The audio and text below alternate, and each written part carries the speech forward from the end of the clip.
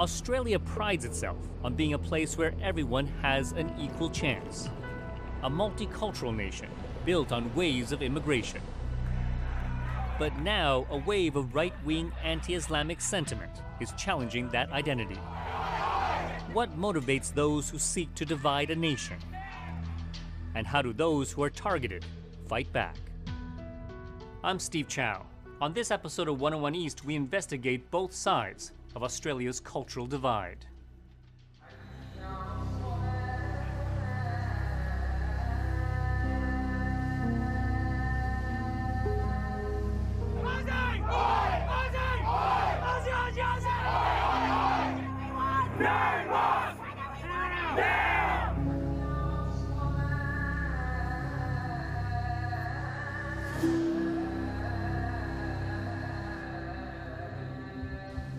Put your fists up, be ready to fight, to stand up, defend the history of our great nation. That's what a community is, that's what a nation is, that's what Australia is. Aussie, Aussie, Aussie. Across Australia, the fear of ISIS-inspired violence has created a growing intolerance towards the nation's Muslim community.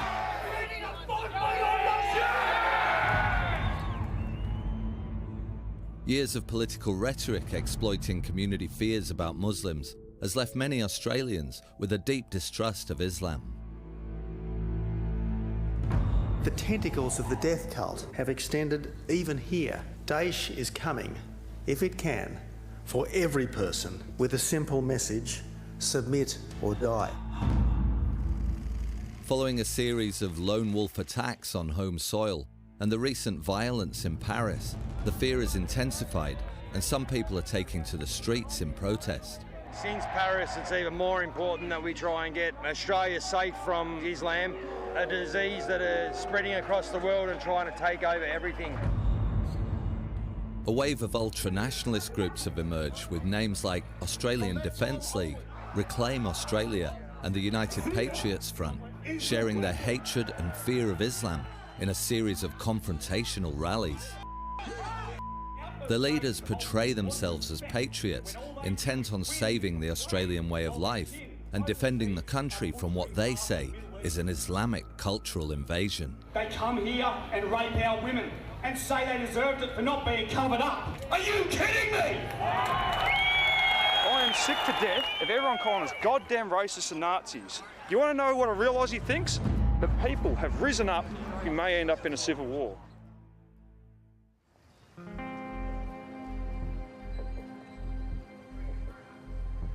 Despite Australian Muslims making up just 2% of the population and wielding little political power, many in their community are being subjected to hate, suspicion and fear on a daily basis. We stand for freedom, ban the Quran. Stop the Islamization of Australia. We stand for freedom, ban the burqa. They're trying to take over Australia. We stand for freedom, ban halal, Islamic schools, mosques. In the Sydney suburb of Lakemba, a group of women are fighting back with a series of tongue-in-cheek YouTube videos. And action.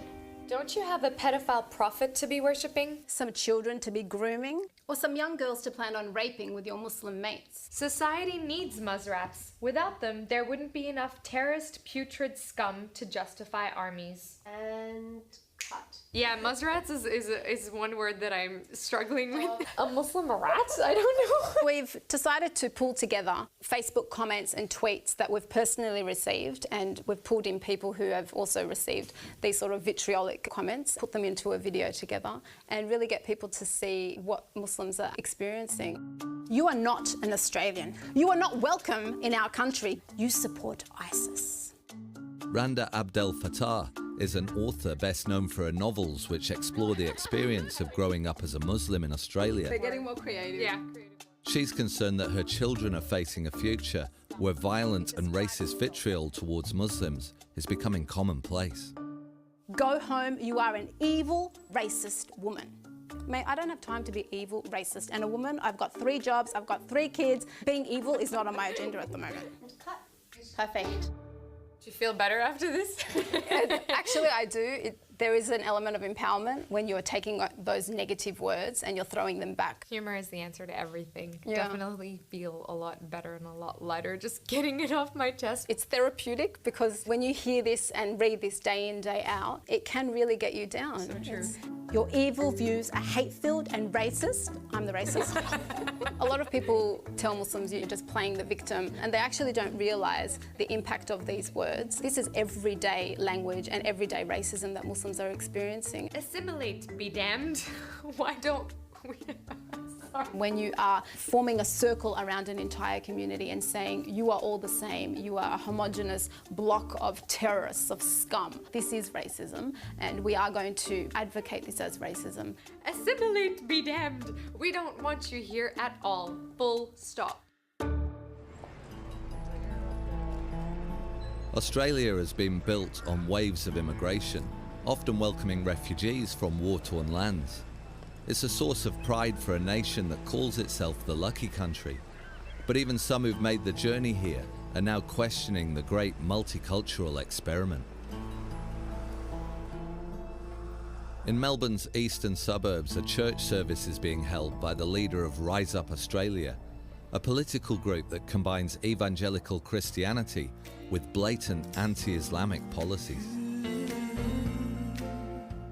Based at the Catch the Fire Ministries, this controversial political party is led by Sri Lankan-born Daniel Nalaya, a Christian pastor who denounces mosques as Satan's stronghold.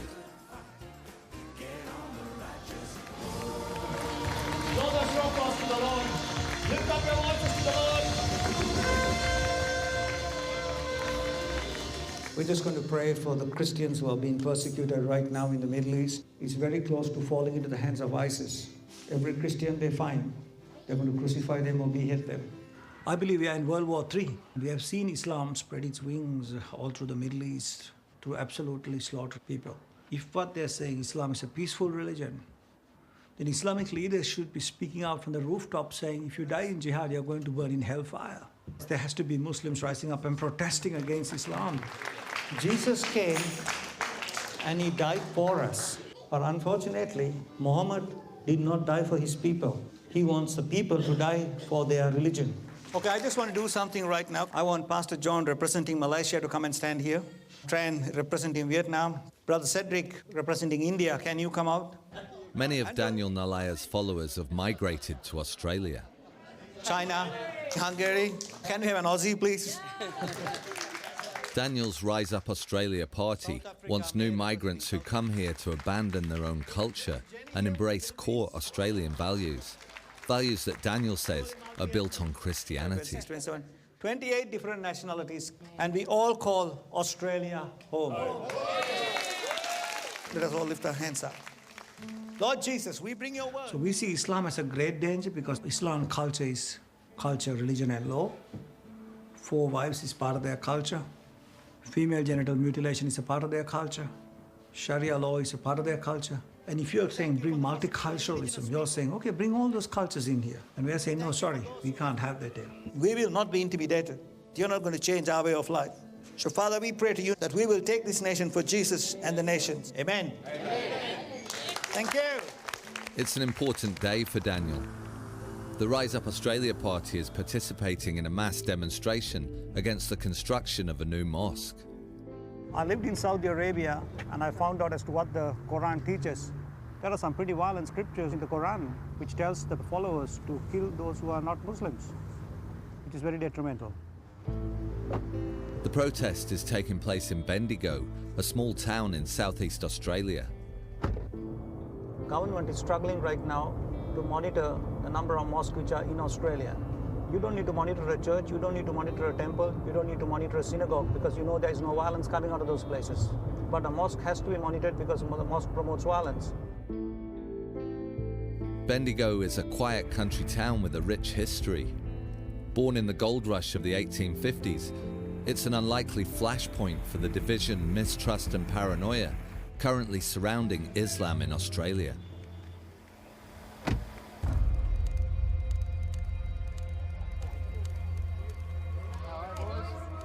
The town council has given the go-ahead for the construction of a new mosque, and now the streets have become a battleground between those supporting the right to religious freedom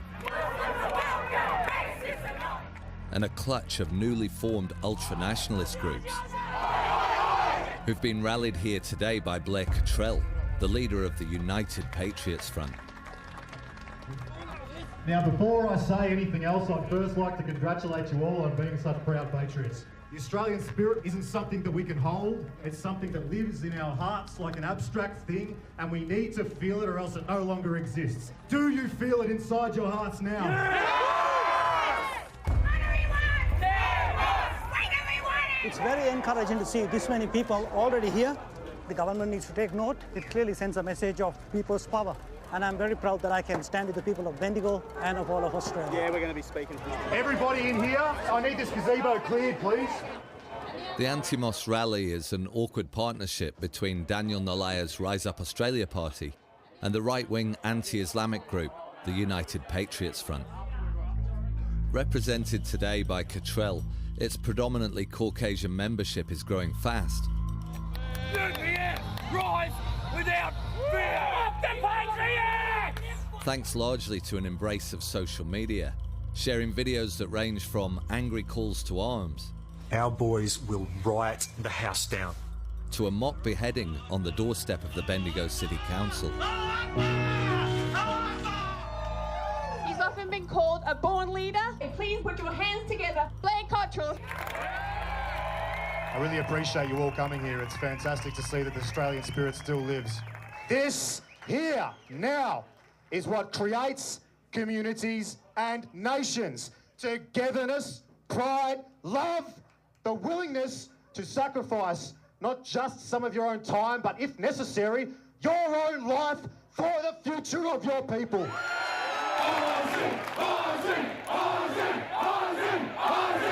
Cottrell is a controversial campaigner who appears inspired by German nationalism. So now is the beginning of the strengthening of our people.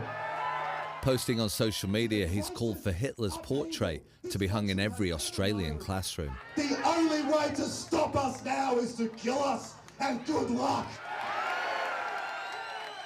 If you're an Australian patriot, please put your hands together. Dr. Daniel Nalaya.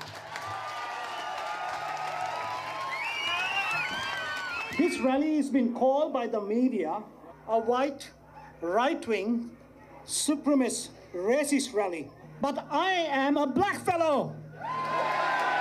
This rally is not about racism. This is about Australia. All people who come into this country, if you think where you have come from is better than Australia, I have one message for you. Shut up, pack up, and get out. Australians are let us rejoice. Danny Nalaya was excellent, extremely eloquent, well-dressed, and a man to be admired. He's a true Aussie icon. The Muslims, right in my way, I'd kick them out of the country. I'm not racist in a lot of ways, but sometimes you've got to be racist to some people like that.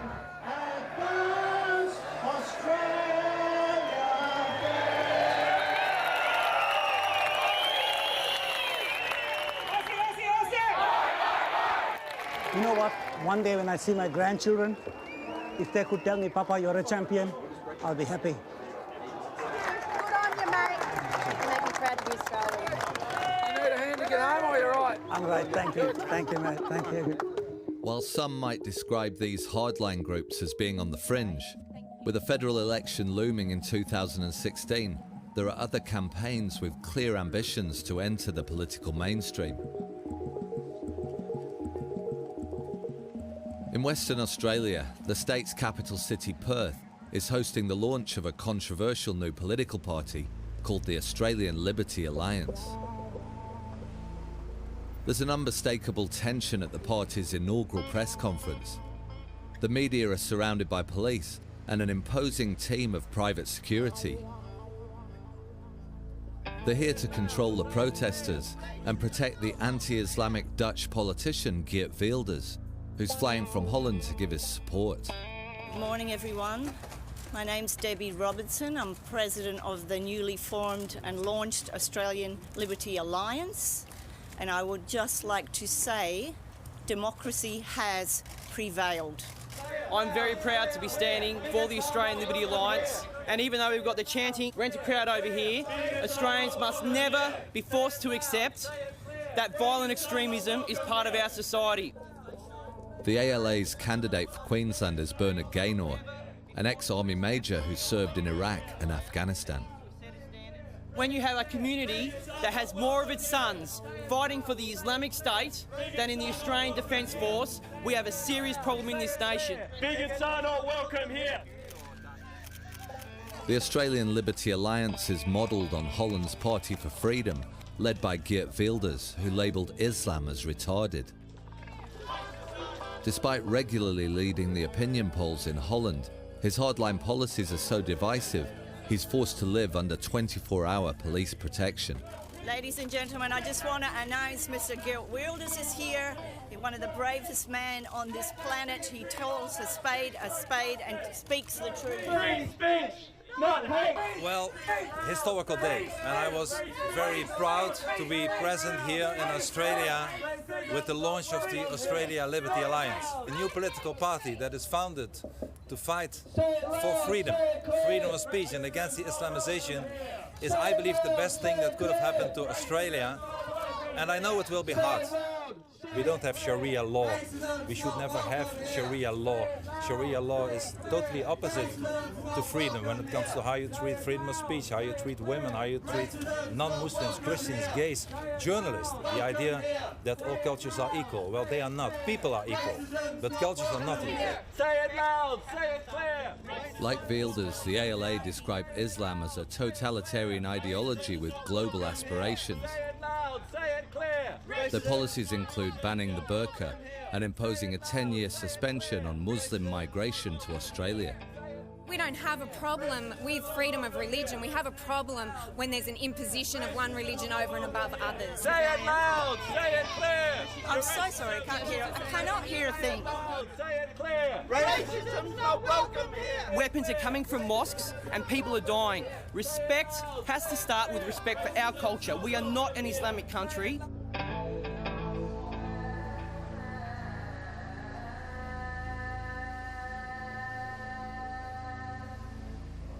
The ALA may view mosques as a hotbed of violence, but on the other side of the country, Sydney's Muslim community are attempting to build bridges by inviting everyday Australians into their place of worship.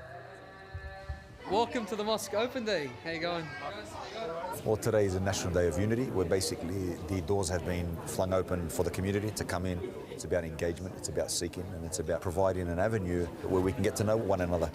Can you explain what your headdress is, what it's called and what it means?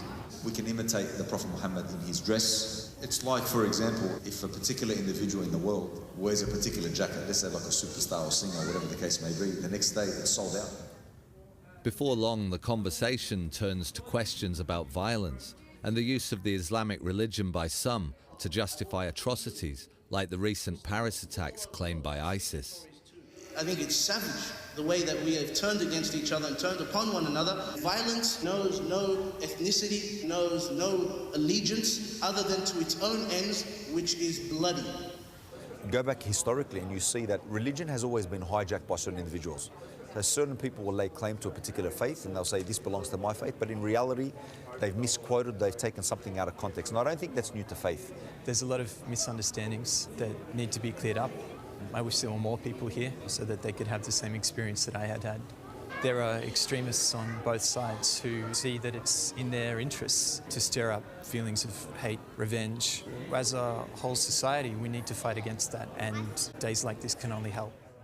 My husband and I were interested to come and see the Lakemba Mosque. The welcome was very warm. The thing that you always learn when you do things like this is how regular everyone is, how very Australian everyone is, the humour's the same. It's a great initiative. I don't believe Australia is a racist country. I believe Australia is a country that needs more clarity. And I think sometimes when you do have strong rhetoric towards Islam, I think ultimately that does resonate from a misunderstanding. For me, it was a learning curve because I got to see how basic some people's understanding is of Islam. And I take that responsibility, being born here and brought up here in Australia, that we haven't been able to communicate some core basic tenets and beliefs of Islam. People have said that multiculturalism has failed, and I think that the opposite is true. I think it has survived and it's thriving, and unfortunately that conversation now is being overrun by a few people who are quite loud. As the Open Mosque Day draws to a close, one visitor who calls himself Farmer John is still concerned that Muslims might force him to change his way of life. I'm an atheist. I'm not going to fight with people about what they believe not to eat and what not to consume. But if anyone tries to force me to stop drinking alcohol, that's when I will rise up with my brother in Australia and say, enough's enough. We appreciate our alcohol. We're not going to change that. We are going to cohabitate this country, or something's going to give.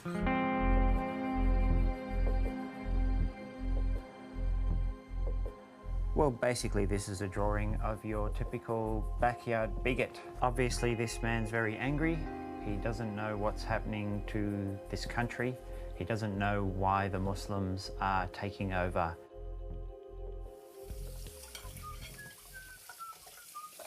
Just to break the stereotype of the Muslim man whose women are so oppressed. My name's Safdar Ahmed, and I'm an academic in the field of Islamic studies, and I'm also an artist, mostly in the areas of comic books. Safdar feels the political discourse surrounding Muslims in Australia has reached toxic levels, forcing them to respond to absurd accusations about their religion. Racism isn't logical, it isn't reasonable, so often a well-reasoned response doesn't work. And so I think a creative, imaginative response is also an interesting way of undermining and subverting the discourse of racism. This is one of my characters. Her name's Huda. Here she is talking about bigotry and how you deal with it. So here's the hostile commenter threatening her online. She imagines beating up that person, but then she realizes that violence doesn't work. Here she is explaining that violence is like an open wound that feeds on irrational fear and prejudice, and it doesn't actually serve anyone. Safdar's art attempts to make sense of the battle between Islamic hardliners on one side and Australian reactionaries on the other. This is a scene depicting the Reclaim Australia rallies. Here you have a few of the leading figures of that movement. From following many of these right-wing groups, you just can't help but be struck how absurd it all is. And of course, being a cartoonist, absurdity is something that we thrive on. This idea that Muslims represent a threat to the nation state is up there with the worst type of anti-Semitism that existed in Europe in the first half of the 20th century. And I think Islamophobia today is racist in a very similar way.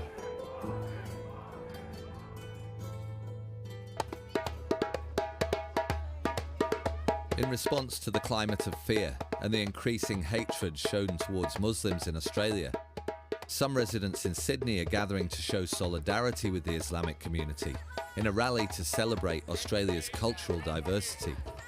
I'm here because I think Australia's been saying too many them and us's, raising all these paranoid fears about people who are different. I don't even like to think about things like Australian values. I like to think about human values.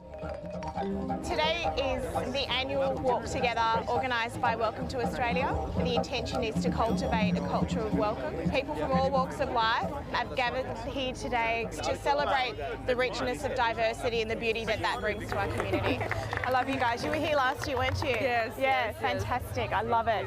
We're both from Australian Muslim Youth. With an organisation we've just started just to show the real meaning of Islam and show the wider community that we're not these extremists that everyone makes out to be. Yeah. We are born and raised here, and just because we put the scarf on doesn't mean we're not Australian. SSI for all your help taking today. We're at a point where we know that there are people out there, young and old, who feel completely disenfranchised, and despite being born and bred in Australia, they feel completely disconnected with the rest of the country. So something like this is very much reaching out to everybody, irrespective of their background, and just affirming that love will always triumph hate.